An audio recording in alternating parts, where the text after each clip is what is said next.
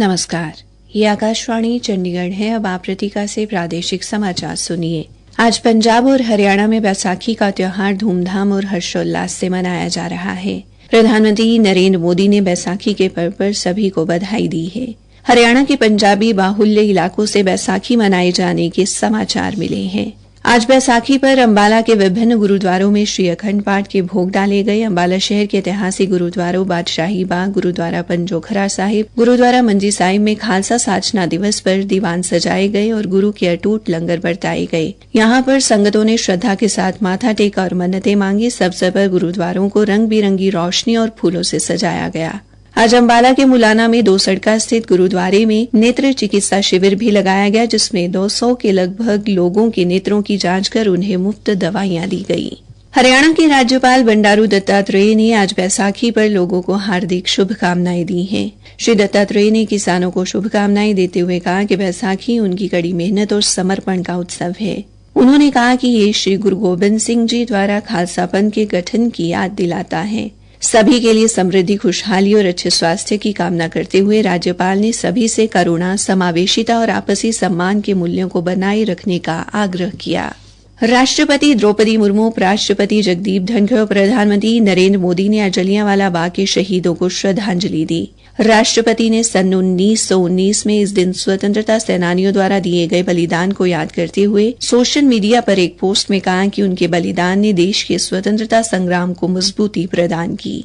उपराष्ट्रपति ने कहा कि अत्याचार के सामने वीरों का बेजोड़ बलिदान हमारे स्वतंत्रता संग्राम के इतिहास में अंकित है। उन्होंने कहा कि भारत उनके साहस का हमेशा ऋणी रहेगा। प्रधानमंत्री ने कहा कि आने वाली पीढ़ियां शहीदों के अदम्य साहस को याद रखेंगी। उन्होंने इस घटना को हमारे देश के इतिहास का एक काला अध्याय बताया। अम्बेडकर जयंती के अवसर पर प्रधानमंत्री नरेंद्र मोदी कल हरियाणा के हिसार से अयोध्या के बीच हवाई सेवा की शुरुआत करेंगे। वे हिसार हवाई अड्डे पर एक नए टर्मिनल भवन की आधारशिला रखेंगे और जनसभा को भी संबोधित करेंगे।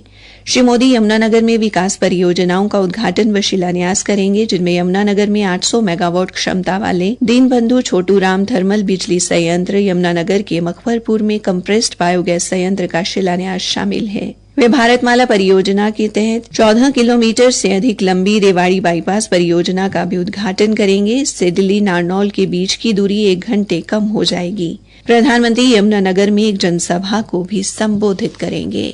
हरियाणा के मुख्यमंत्री नायब सिंह ने कुछ समाचार पत्रों में नाथूसरी, चौपटा, सिरसा और नारनौल की अनाज मंडियों में किसानों की फसलें भीगने से संबंधित खबरों पर स्वयं संज्ञान लिया है। मामले को गंभीरता से लेते हुए उन्होंने कहा कि जो अधिकारी व कर्मचारी इसके लिए दोषी पाया जाएगा, उसके खिलाफ सख्त कार्रवाई की जाएगी। उन्होंने आरोपियों के खिलाफ कार्रवाई करके 15 अप्रैल तक उनको जानकारी देने के निर्देश भी दिए हैं। मुख्यमंत्री ने इस मामले का समाधान करने के लिए उठाए जाने वाले कदमों की जानकारी भी मांगी है। मुख्यमंत्री ने कहा कि जब किसान की फसल मंडी में पहुंच जाती है तो हरियाणा राज्य कृषि विपणन बोर्ड की जिम्मेदारी बन जाती है कि उनकी फसल की बारिश आदि से सुरक्षा सुनिश्चित हो। उन्होंने कहा कि किसी अनाज मंडी में किसान की सरसों या गेहूं भीगने पर हरियाणा राज्य कृषि विपणन बोर्ड के अधिकारियों के खिलाफ सख्त कार्रवाई की जाएगी। भारतीय सेना के सूबेदार मेजर ओमपाल मुदगिल का आज रोहतक में सैन्य सम्मान के साथ अंतिम संस्कार किया गया। उनके बेटे अंकित ने उन्हें मुखाग्नि दी। अंतिम संस्कार से पहले सेना की टुकड़ी ने शस्त्रों के साथ उन्हें सलामी दी। उनको अंतिम विदाई देने के लिए भारी संख्या में लोग मौजूद रहे। मूल रूप से रोहतक जिले के खिड़वाली गांव के रहने वाले ओमपाल मुदगिल वर्ष 1996 में भारतीय सेना में भर्ती हुए थे। फिलहाल वो उत्तर प्रदेश के लखनऊ में तैनात थे। वह परिवार में पत्नी के अलावा एक बेटा अंकित और बेटी अंजलि छोड़ गए हैं। इसी के साथ ये समाचार बुलेटिन समाप्त हुआ।